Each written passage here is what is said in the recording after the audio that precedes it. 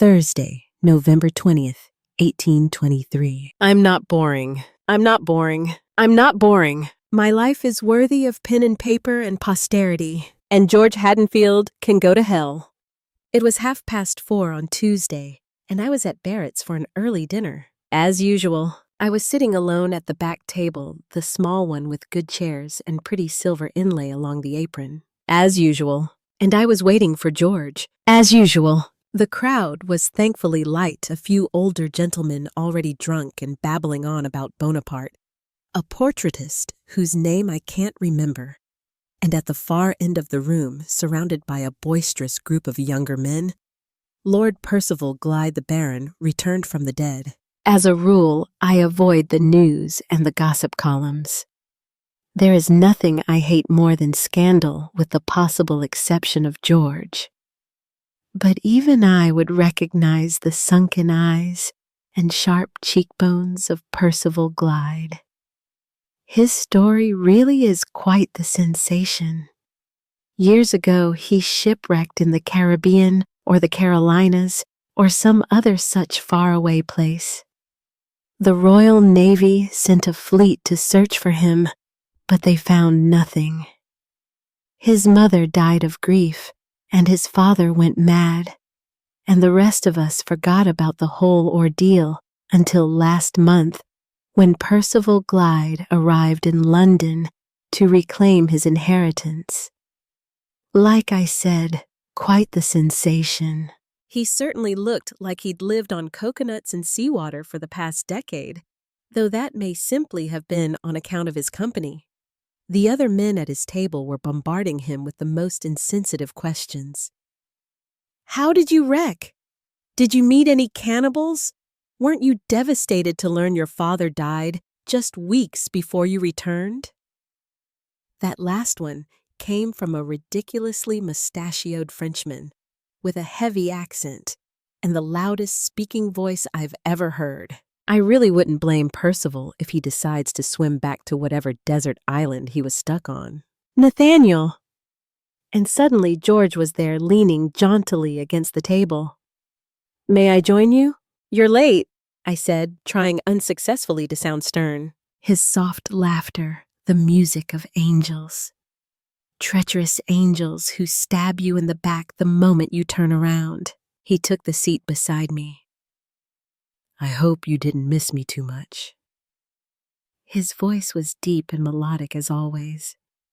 Beneath the table, I felt the warmth of his hand brush against my thigh. He grinned his perfect, stupid grin. Shall I tell you about my trip?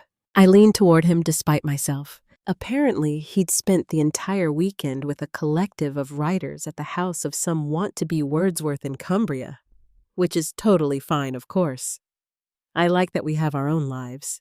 At least it would have been fine if he hadn't fallen in love with someone else. He actually used the L word, love. We've been shagging for 3 months, and the best he's ever said to me is, I quite enjoy our time together. At first, I thought I had misheard him. The dining room was filling up, and that accursed Frenchman was shouting something about subtropical ocean currents. I leaned in closer. What? I'm in love with Alexander Denison. I definitely did not mishear him.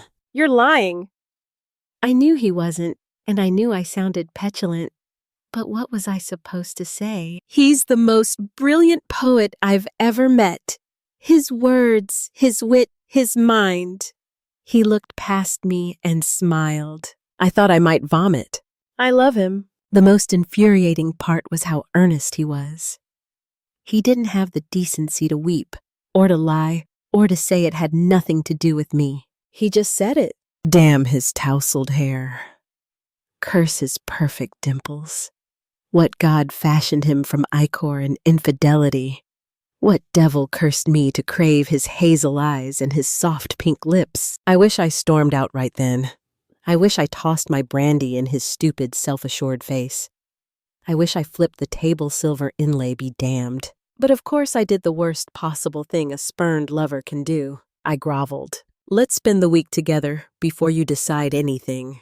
A tired sigh. Just the weekend, wherever you'd like. He looked down at his pocket watch. Any remaining decency dissolved into desperation. I can write. George's head jerked up. At least I had his attention. You can...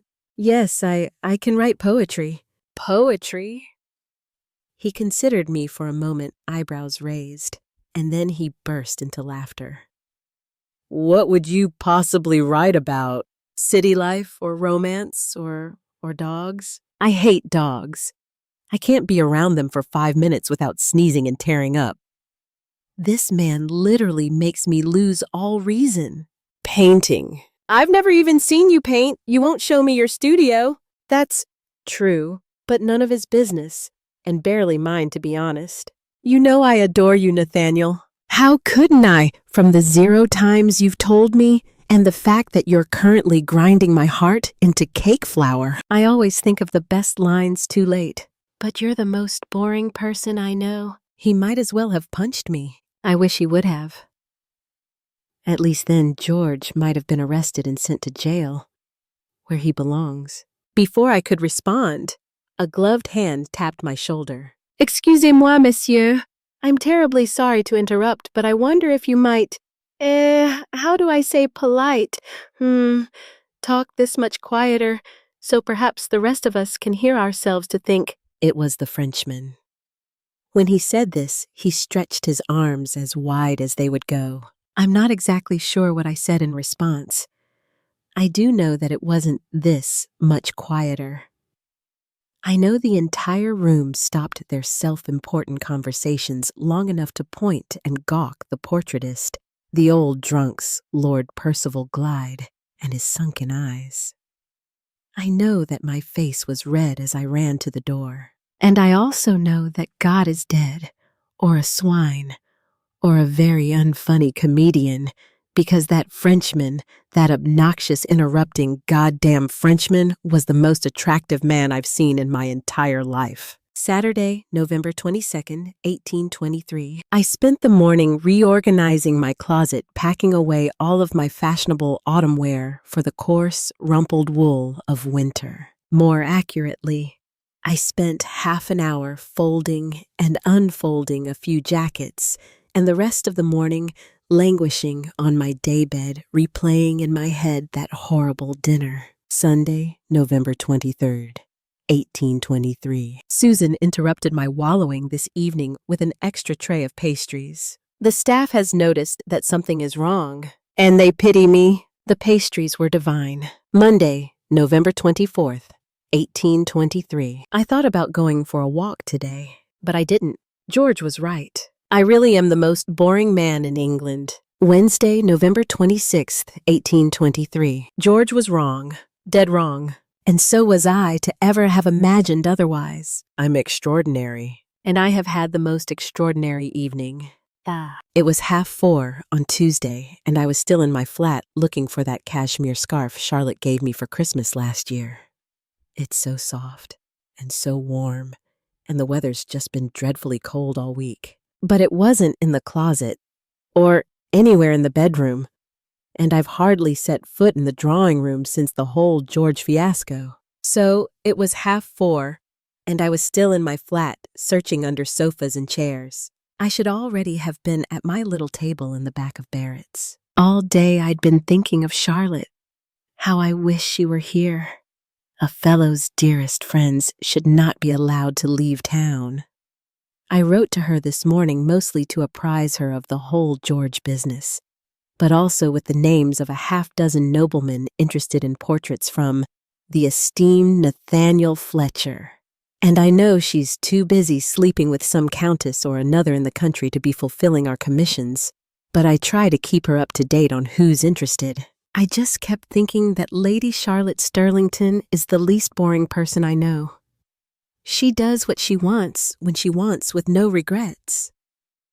Our little scheme in which I lend her my name, and she heaps fame upon it by painting masterpieces for me to exhibit, was her idea, and it took all her considerable powers of persuasion to get me to go along with it. It was near 5 when I finally set out for Barrett's bare-necked and freezing cold, and increasingly convinced that if I were only a bit more like Charlotte George would be the one groveling to me. If only I had some way to prove I was capable of the same exciting, sensational, reckless passion everyone expected of her. It was with this in mind, just a block away from the club, when I stumbled upon the strangest conversation, a heated argument in the dark of a narrow alleyway. Usually, I wouldn't think of eavesdropping on something that clearly wasn't my business, but I was not about to let this be a usual Tuesday. I ducked behind a foul-smelling stack of crates and listened and looked on. There were two figures shrouded in shadow. Their voices sounded urgent, one hushed, and the other loud. The loud voice sounded as though it had never been hushed in its entire life, like it didn't even know the definition of the word, and it sounded vaguely familiar. "I've got to go back," the loud voice boomed. "We don't have any proof. It's too risky," interjected the quiet voice, soft but firm. "People are starting to catch on. Just let me deal with this." "But I want to help," the loud voice groaned. "I need to help." The taller figure shifted restlessly, and for a moment his face was illuminated in the moonlight. His unforgettably, inhumanly handsome face. And I realized why that loud, infuriating voice sounded so familiar. It was the goddamn Frenchman. Immediately, I began to doubt my identification. The French accent was gone, and so was the ridiculous mustache. But that face? My mind reeled. What had I happened upon? As I crouched in the dark, wondering what to do, he strode out of the alleyway and into the night. And before I could consider the consequences, before I could fall back into the familiarity of my utterly unremarkable routine, I set off after him. No one could call me boring after that. One alleyway led to another and another and another. I lifted my collar to keep away the chill as the temperature dropped lower and lower. Eventually, I lost track of where we were entirely. What was I possibly thinking? The Frenchman, not Frenchman, looked furtively to his left and right, and then stepped toward a nondescript door at the back of... Oh God, I thought with a shudder. I knew exactly where we were. We were at the unmarked entrance to a secret club in the basement of a theater. The kind of club for men who fancy men, for women who fancy women. The fourth tier. Charlotte had dragged me here on an outing once, but I simply couldn't stomach the crass ballads or the bawdy dances or the inescapable odor of beer and sweat. I didn't want to go inside, but I didn't want to let the man get away, so I yelled, "Wait!" He froze before knocking on the door. He turned to face me slowly and eyed me up and down with such easy authority, I forgot for a moment that I was the one interrogating him. The stranger leaned casually against the door behind him and raised an eyebrow. "How can I help you?" I stood tall and lifted my chin. "You don't have a French accent. Are we in France?" His look changed to one of concern, and he looked more closely at me, lifting a hand toward my forehead, as though he suspected a brain fever. "Are you well?" I shuffled backward and muttered incomprehensibly, "But at Barrett's, and your mustache, you were French, and..." He stiffened his hand, frozen in midair. I don't know what you're talking about." I'd caught him, and I knew it, and he knew that I knew it. I just wasn't sure what exactly I'd caught him at. "You were at Barrett's last Tuesday, playing at some sort of Frenchman." He started to protest, but I waved him off. All the energy and confidence that had been wasting away for the past week suddenly swelled within me and spilled out. "Don't bother denying it. You weren't convincing anyone."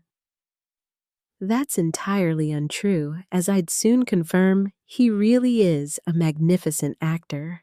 But I fixed him with a fierce glare and said something that I knew would lead to answers, And I know what's behind that door. His teeth ground together and he stood from the wall. His body tensed like he might run. No, I mean, I wasn't as good at this as I had hoped. I know what's behind that door because I've been here before. Realization dawned on his face, and he let out an exasperated laugh. Come on then. He gestured for me to follow him inside. I am embarrassed to admit I didn't move at first. There was still time to turn back to change my mind and pretend this little outburst of spontaneity never happened. But that is not who I am, or at least not anymore. Buy me a drink, the stranger said by the time we had shuffled to the bar. The room was just as dim and noisy as I remembered the clank of glasses mingling with the jumpy rhythms of bawdy pub songs. I obliged, ordering nothing for myself, then asked him what kind of person pretends to be someone else. He leaned in conspiratorially, his eyes glistening with mischief. I don't remember what color they are, but I remember how they darted back and forth like he was about to tell me the world's most important secret. I've been hired by a group of powerful, wealthy men to uncover a grand conspiracy. He looked at me expectantly and ran his hand through his thick hair. I tried to act unimpressed. I said something simple like, "Is that so?" He eyed me up and down again, just like he did outside. I remember this particular detail because of how restless I felt beneath his gaze. You look like a gentleman. He took a sip of his drink. And you look like a rogue. I had noticed him glancing at the men who walked by. I had noticed the way they glanced back. He winked at me then, or maybe it was just the flickering candlelight. You also look like someone I've seen before. In the newspaper, I think. There was a sketch of me in a recent printing accompanying a brief article on my quick rise to modest fame as a painter. Nathaniel Fletcher. I stretched out a hand. I've heard of you, he said thoughtfully, running his fingers through his hair. The painter, you were in Somerset House. You're famous. He shook my hand vigorously, condensation from his glass coating both our palms. You can call me Rupert Wynne. I'm an actor. In the soft glow from the candles, his red hair shone like simmering embers. The contours of his muscled body pulled at his tight French dinner jacket. George was beautiful because he was mine, and then because he wasn't mine. Rupert was just beautiful all on his own. I think I changed the conversation back too suddenly. I asked him about his grand conspiracy and why he had been at Barrett's. A secret for a secret, he said while placing his hand on my knee. Quite presumptuous. I fancy men, I said rather matter-of-factly. Yes, and so do I, and we're quite even there. He chuckled, that amused look from earlier back on his face. He told me that he would only share the details of his case if I offered a secret of equal worth. I know I should regret what I offered, but I was feeling so reckless, so desperate to go along with this adventure that had practically fallen into my lap. And I wanted to share a part of myself that I had never allowed George to see. I'm not a painter. I'm pretty sure I avoided his eyes when I said this. I'm a pretend painter, like how you're a pretend Frenchman. I looked up, and he had the most endearing, puzzled expression on his face. I laughed and continued quickly. I told him about my arrangement with a lady. I had enough wits at least to keep Charlotte's name out of my confession, and how she is the true painter, but she paints under my name because male artists are taken more seriously. I told him that the one and only interesting thing about me is a total lie. He let out a slow exhale. Now that's a good secret. Then he told me his. Percival Glyde isn't Percival Glyde. He isn't who he says he is. I don't know who he is. Rupert must have seen the bewilderment on my face because he sighed again and slowed his explanation. The man who's claiming to be Percival Glyde, the man I was talking with in Barrett's last week, he's a fraud. An imposter.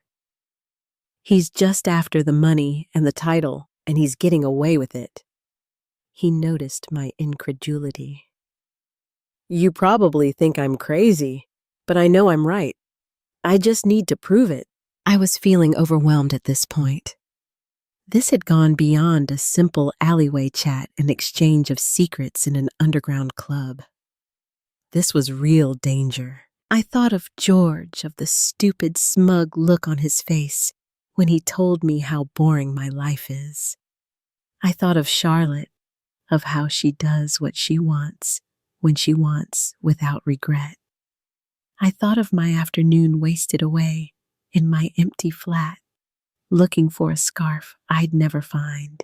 And I looked at Rupert, at his broad shoulders and his fiery hair and his earnest amber eyes. Let me help you, I blurted without thinking. What? He laughed. He laughed, as if I were wholly incapable of helping him. This infuriated me. Like you said, I'm a gentleman. And I'm a well-known painter. I have access to high society access and connections you could use to your advantage. Really, I don't know why I said any of this. I have no experience in a ruse this complicated. I am not the kind of person who embarks on clandestine operations that should really be left to the magistrates. Rupert considered my offer and finished his drink. I desperately wanted him to say yes despite myself. Or maybe I just wanted to keep looking at his unreasonably handsome face. I'll think about it. He winked again, and then he left. I cannot decide which is worse, that he might find me again and pull me into an adventure I can't handle, or that he won't come looking for me at all. Saturday, November 29th, 1823. George Haddonfield believed my life to be undeserving of poetry. I can imagine the look on his face when he finds I've become a character in a novel. The great Nathaniel Fletcher London's most brilliant sleuth hound and handsome rogue. I do not cower at danger, danger cowers at me. I uncover clues and pursue justice, all with the help of my trusted sidekick, Rupert Wynne. If anyone, especially George, happens to ask, that is how this story goes. But the truth is, I am not daring, I am not brilliant, and I am not a rogue. I am handsome, of course. Frustratingly so to the London mothers, in search of a husband for their eligible daughters. But overall, my talents lie in making quiet conversation, hosting intimate luncheons, and pretending to paint. I am a decent dancer and a loyal lover. I am well-mannered, well-read, and well-bred. Rupert, on the other hand, is as roguish as it gets. He called for me.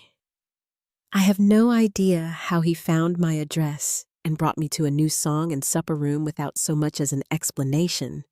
And at said song and supper club, Rupert was making eyes with several men. But I'll get to that in a moment. He is clever and irritating, and wild and daring. He is the kind of man a person could write poetry about. But I am not a poet.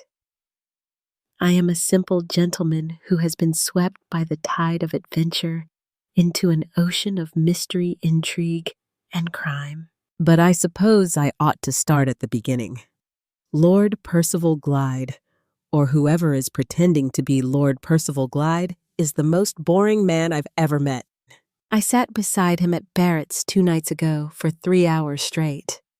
In that entire time, I don't think he said more than a few dozen words, and most of those were banal pleasantries. He seems primarily to communicate via grunts and solemn nods and ponderous silences. In sum, as I explained to Rupert later that night, while we wandered the grimy streets of Covent Garden together, talking to Lord Percival Glyde directly wouldn't get us anywhere. Can you imagine him on the witness stand? Rupert scrunched his face in parody of a magistrate and said with mock solemnity, Lord Percival, how did you decamp the desert isle upon which you were 15 years confined?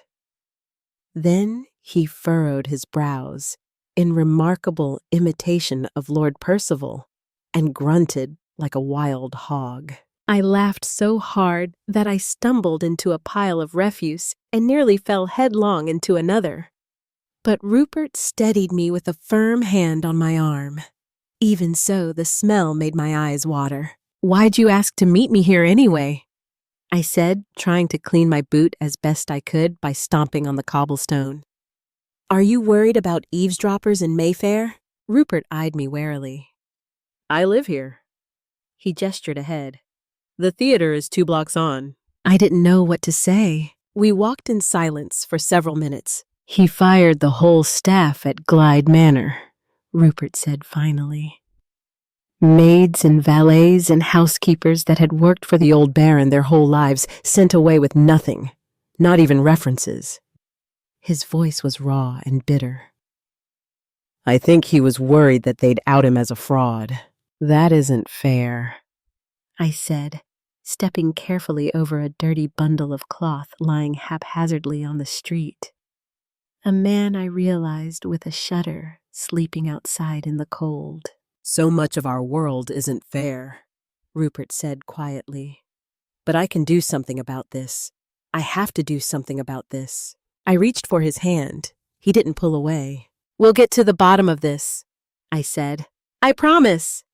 The next morning, I pored over old newspaper accounts of the trial, looking for anything to direct our inquiry. It was hopeless. I must have read close to 100 articles, but each only recapitulated the same handful of facts and rumors I already knew. At noon, I broke for lunch with nothing at all of use, no new ideas to help my new friend. I suppose that's what we were, at least friends. I couldn't think of a better word to describe him. I also couldn't stop thinking about him.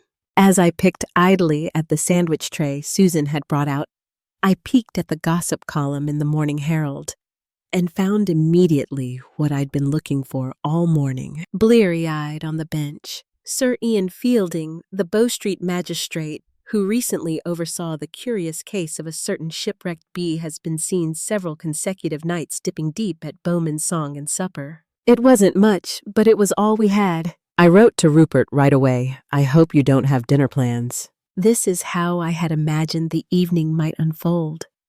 We would find the magistrate straight away, force a full confession, split a bottle of brandy, and be home by early evening. I was right about the brandy, at least. By the time Rupert and I arrived at Bowman's Song and Supper, the dining hall was so chock-a-block, we had to stand in the shadowy fringes.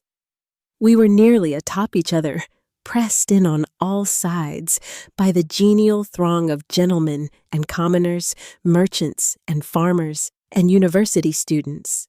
A young man with long sandy hair sat alone in the center of the room and sang of romance, his voice high and gentle and lovely. I felt the warmth of Rupert's chest against my back, the soft patter of his heart. When I turned toward him, I could smell the scent he wore: citrus and cinnamon and cedar. I looked into his eyes, level with mine, and gold in the candlelight. And then the man beside me spilled his drink down the front of my jacket, and the singing man began a particularly crude pub song about a young lass and a miller and all the grinding they got up to. And I realized, looking around at the enormous crowd, that we had absolutely no idea what the magistrate looked like. Rupert was undeterred. He whispered his utterly absurd plan into my ear and pushed his way across the hall, just as the pub song came to a bawdy conclusion. "That can't possibly work," I called after him, but my protest was lost in the joyful din. "This next song is for someone special," Rupert called out in his clear, booming voice, waving away the irritated boy at the center of the room. A man of the law, too often unrecognized for his fine service to this fine city. "A great man," he said, looking around theatrically, "who I've heard is here with us tonight." The entire hall quieted and glanced about expectantly. "Sir Ian Fielding, this song is for you." A raucous cheer erupted at a table to my left. Several men amiably slapped the back of a finely attired older gentleman seated beside them. He lifted a sloshing glass in appreciation and shouted, "Hear, hear!" as Rupert began to sing. Rupert Wynne could sing. His voice was honey dripping fresh from the hive, a field of wildflowers in bloom, the morning sun as it breached the horizon. I was stunned, stuck in place, staring out at him open-mouthed. And then he shrugged in my direction and flashed a self-congratulatory grin, and the spell was broken. Why is it, I wondered as I struggled toward the magistrate, that all the men I know are so vexingly assured of their own talent? At least Rupert really is talented. George, on the other hand. But enough about Rupert and enough about George. At this point in the night, I became helpful as a gentleman. I could reasonably weasel my way into conversation with this Fielding fellow and scrutinize him for clues. I was far more nervous than I let on. I wanted Rupert to think me brave and brilliant, so I'd agreed to everything he asked and kept a confident expression on my face. But inside, I was shaking. Lying about being a successful painter is one thing. Charlotte is my dearest friend, and she does most of the work behind that ruse, but interrogating a man of the law is something else entirely. I spent the evening working my way into the magistrate's circle, which mostly consisted of various barristers and earls and such. The place was noisy and distracting, and many of the songs were terribly salacious. Anyone at all could perform, and some of the entertainers were, well, amateur is putting it kindly. I was just beginning to notice the quality of the magistrate's outfit, seemingly more expensive than what a magistrate could afford, when Rupert took the stage a second time. This song was a deep and moving love ballad, and he looked right at me. His voice was rich and warm, and his eyes? He winked at me. There was trouble on his face throughout the entire song. I should have seen it coming. I really should have seen it coming. Anyway, his song ended, and I returned to my mission. The magistrate was several drinks into his night. He delighted in buying round after round for the table, showing off how indulgent and generous he could afford to be, foisting a full bottle of expensive cognac on me and draping a heavy arm over my shoulders.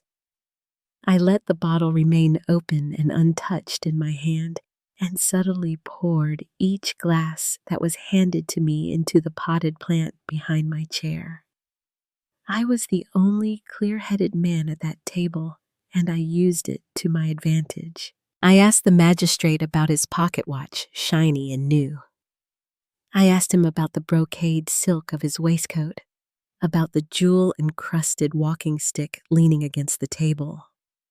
The other men, rowdy and curious, wanted to know as well. I tried to stay focused, but I kept maddeningly noticing how easily Rupert charmed the patrons of each table he visited. He could either intuit which men shared the same romantic inclination as he, or he already knew from experience. This should not have made me as red in the face as it did. I'm not jealous, I told myself. Just annoyed that Rupert isn't helping me to interrogate Sir Ian. Because talking sternly to myself always works. Eventually, by continuing to goad the magistrate, I was able to confirm that he has recently come into a large sum of money, though he couldn't say how. He gave a knowing wink to the men at the table, as if such illicit financial gains were common enough to be an in-joke. They chuckled, and I forced myself to laugh as well. I am not a fool. I know the men of my station are rarely honest, but I had never met the people hurt by their dishonesty before. Not like this. I find I have become almost without noticing quite irrevocably committed to Rupert's cause. I find I want to see justice done. I want to see something right happen for once among the men who rule this city and get away with it time after time. But it is more than that. I will confess here in this journal that no one will ever read that I have started to care for Rupert Wynne. I want to see Rupert well, and I don't know how he got wrapped up in this scheme, but I know he won't be well until it is resolved. Finally, Sir Ian fell asleep in a puddle of brandy and drool. I heaved his arm unceremoniously off my back, took my leave of his party, spun about, and nearly collided with Rupert. "It seems as though you've had a productive evening," he said, raising his eyebrows. "What?" I looked down and realized I was still holding the bottle of cognac. "Oh, well, it was a gift." Why did I have to explain myself to a man who had abandoned me all night? "You certainly seem to have fun," I countered. "I'm just annoyed," I reminded myself. Not jealous. "Just catching up with old friends," Rupert said with an easy smile. "And I didn't want to interrupt your tete-a-tete with Sir Ian. You two really seem to hit it off." He gestured down at the sleeping magistrate, who, as if on cue, began to snore. "Oh, yes," I said, pulling Rupert toward the exit. "He really is quite the conversationalist." I should have said my farewells then and there. We had gotten enough useful information, and I was waking to the appalling realization that Rupert is lodging himself into my heart, and with that, I should have hailed a carriage and returned home. That would have been the safe, sensible thing to do. But Rupert wanted to walk me home. He wanted to swap stories from our night apart and sing verses of songs stuck in his head and laugh at how easy it is to get self-aggrandizing magistrates to implicate themselves in untoward plots. He asked to walk me home. He looked at me with that soft and eager face, and I could not say no. I did not want to. As we stepped into the wintry night, I summarized Sir Ian's drunken babbling. Rupert listened enthralled. "The money he's talking about, it's got to be a payoff from Percival. I just wish we could prove it." He sighed. "Thank you for coming with me tonight. I really appreciate it. And I'm sorry." "For what?" "For leaving you alone with that oaf." Rupert bit his lip. "Men like that, wealthy men, they don't talk to people like me, to commoners." He turned toward me, and his lips quirked up. "You're an artist, so you don't count." "A very successful artist." Rupert grinned. "Mm-hmm." He reached for the bottle of cognac, popped the cork, and took a hearty swig. "You seem to quite enjoy my singing tonight." I wrested the bottle back from his hands and took a long sip. "I suppose you were all right." We strolled beneath the flickering gaslights and eventually came to a bridge, my cheeks sore from smiling and laughing, my feet tired from cracks in the stone. We paused to look out upon the water, and then his face was so close, and I almost, my hand trembles just to think of that moment again. I trembled then as I hurriedly looked away across the Thames and turned our conversation back to our adventure. I did not think of George Haddonfield all evening. Damn him for thinking my life was without poetry. Damn him for thinking I am unworthy of adventure. But damn him most of all for making me think I had something to prove. That is what dragged me into this mess in the first place. And I will get out of this mess without a twice-broken heart. I will not fall for Rupert, who is far more exciting than George ever was, who will surely think me dull and boring just the same. My life may be worth writing about, but if I am to be honest with myself, it is only worth writing about in a private journal. It will never be worth reading about or singing about with a voice as pure and honey-sweet as Rupert Wynne's. Sunday, December 7th, 1823. I return only now, and only by the traipsing of my tired feet over hill and dale to the quiet comfort of Albany. Upon my side is still embossed the aching imprint of earth and hay. Upon my lips the musky fragrance of Rupert Wynne. 5 days ago, I went with Rupert to visit a woman named Sarah, the former housekeeper of Glyde Manor. Upon her unceremonious ejection by the impostor, Sir Percival, she'd taken employment as a maid at a dingy coaching inn somewhere in London proper. It was her that I overheard speaking with Rupert all those days ago. Anyway, Rupert hadn't heard from her in days, so we went looking for her. On the way, he seemed quite worried. I've noticed that when Rupert is nervous, he flexes and fists his fingers repeatedly. I thought about reaching out to steady his hands with my own, but I told myself that would be improprietous. If only I'd been able to summon that same self-control by the end of the night, but I'll get to that in a moment. Sarah wasn't where Rupert expected her to be, not in the entry hall or the scullery where she worked. Rupert asked the rest of the staff if they knew anything, but most had no information to give. There was one girl who pulled us around a corner so no one could see and told us in urgent whispers that Sarah hadn't been in to work for 2 days and that the door of her cramped little room had been left open.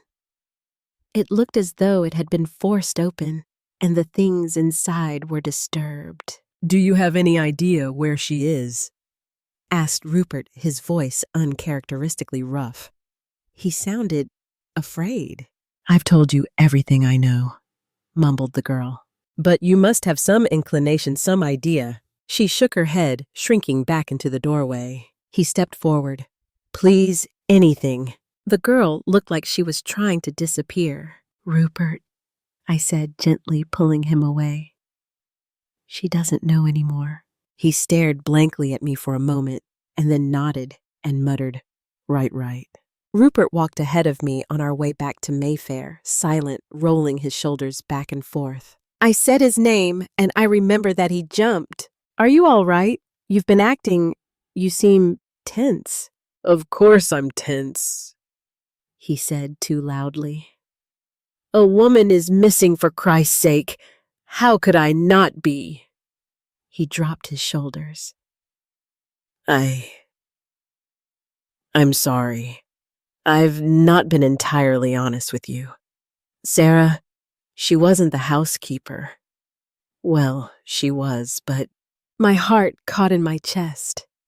He'd said he fancied men, but I'd spent enough time at the 4th tier to know that didn't necessarily preclude attachments to women. An attachment to a woman. She's also my sister. Well, half-sister. Oh, thank God, I thought, with a heavy sigh.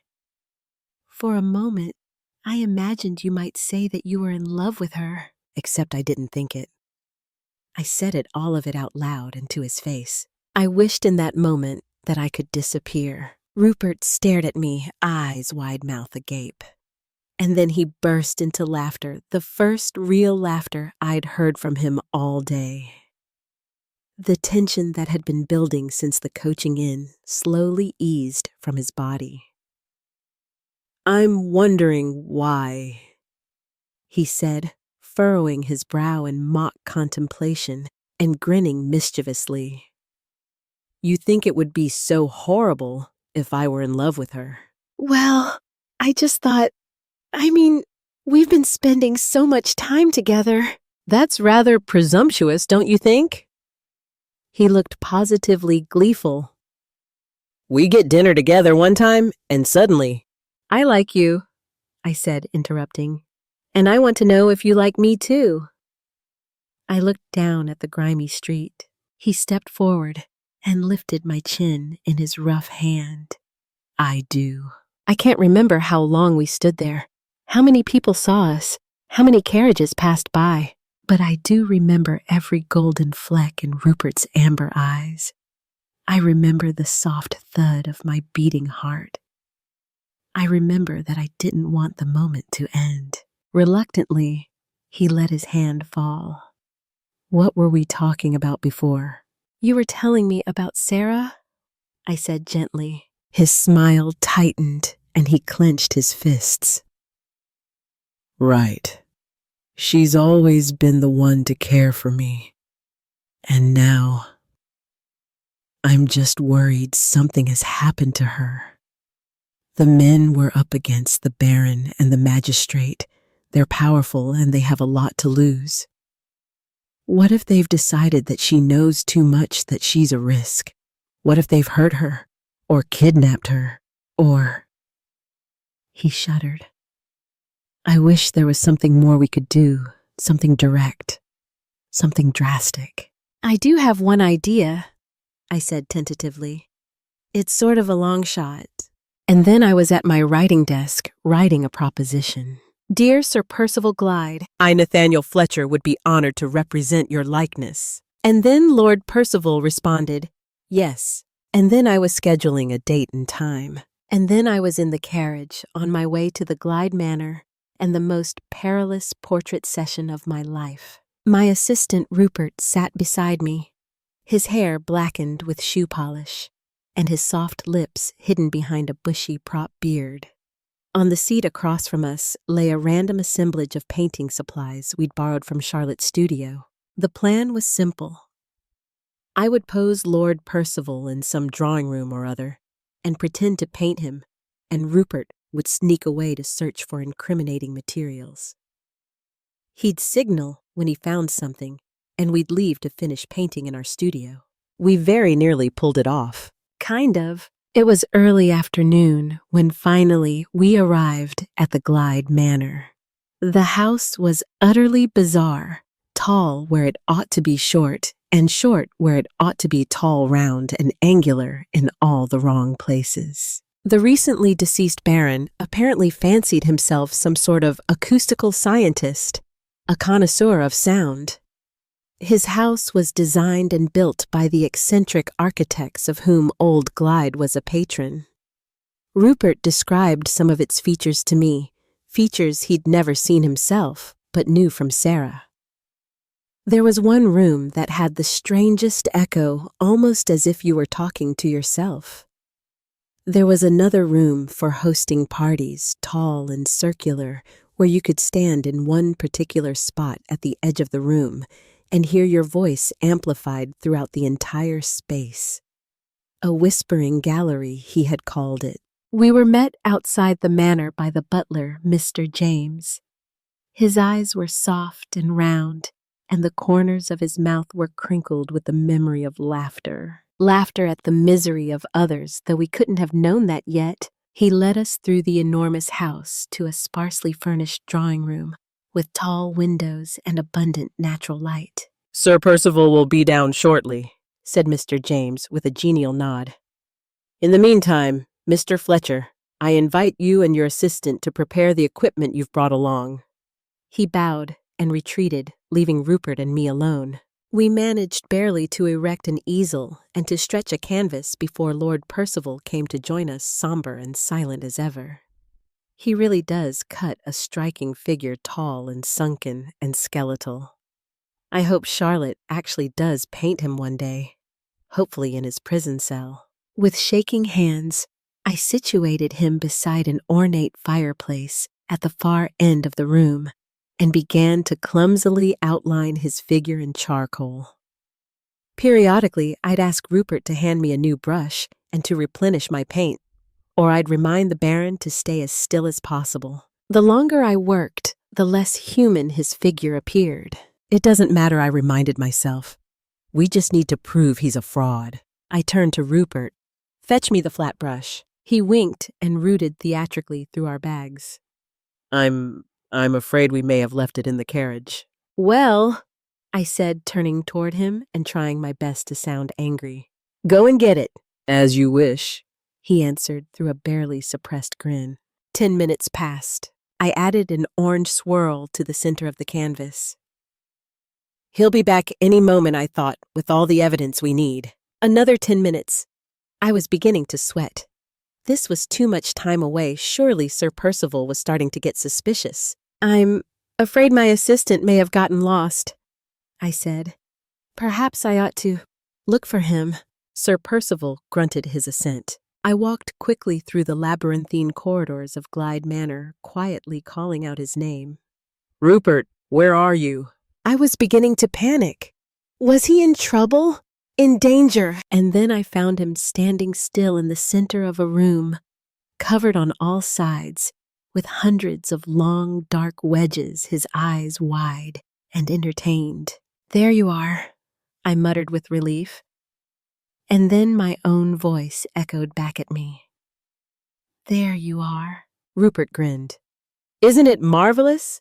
Isn't it marvelous? It's a strange old house that doesn't sit right with me. I much prefer the simple architecture of a rectangular room. But Rupert was entranced. This echo, he said, stepping toward me. It's the strangest. Why aren't you painting? I came to find you, I said. You've been gone half an hour. He grimaced. It would take days to search this place. It's huge and odd, and I don't even know what I'm looking for.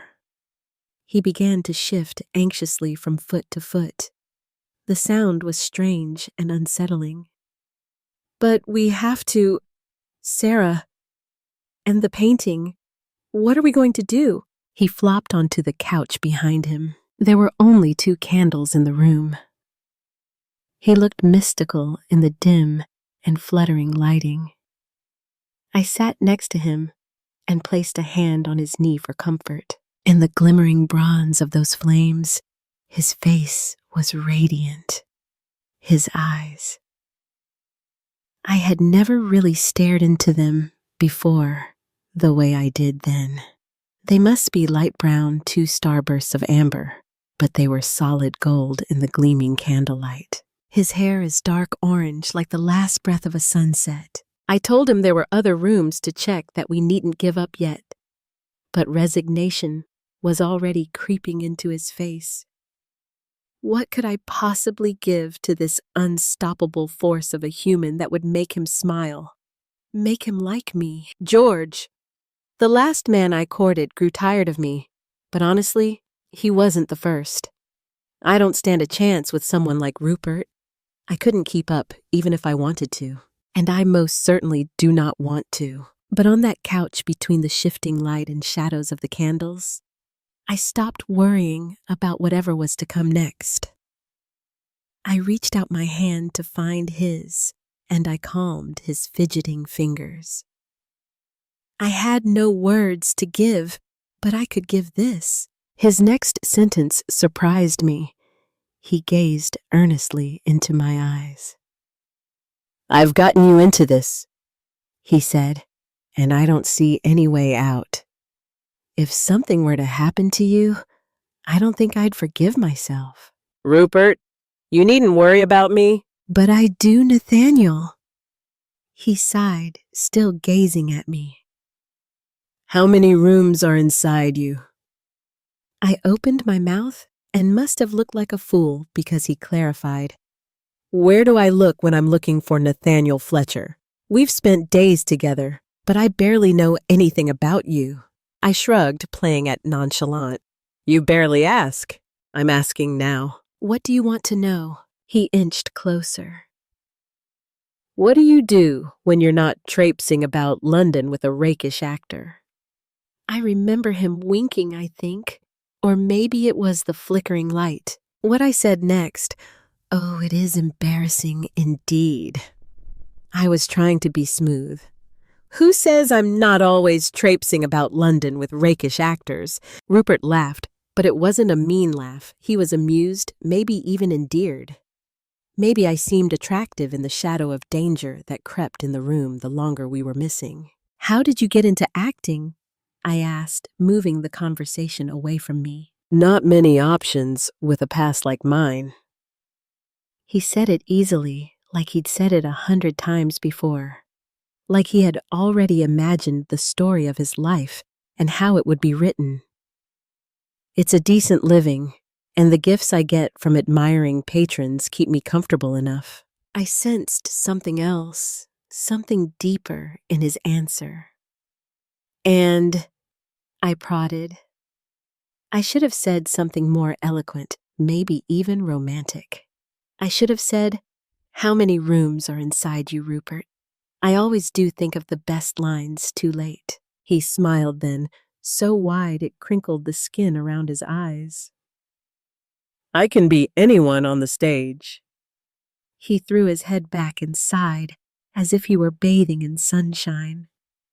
I can be anyone and everyone and no one at all. I can live 100 lifetimes, go on 1,000 adventures. I'm almost jealous, I said before I could stop myself. There's so many lives I wish I could live, but I can never quite seem to play them right. A painter, a poet, even the partner of a poet. My lips quirked up as I realized that I hadn't thought of George at all in a week. Why would I need to when I had Rupert Wynne before me, leaning forward and staring right into my eyes? But you can play them, He said. You only have to choose.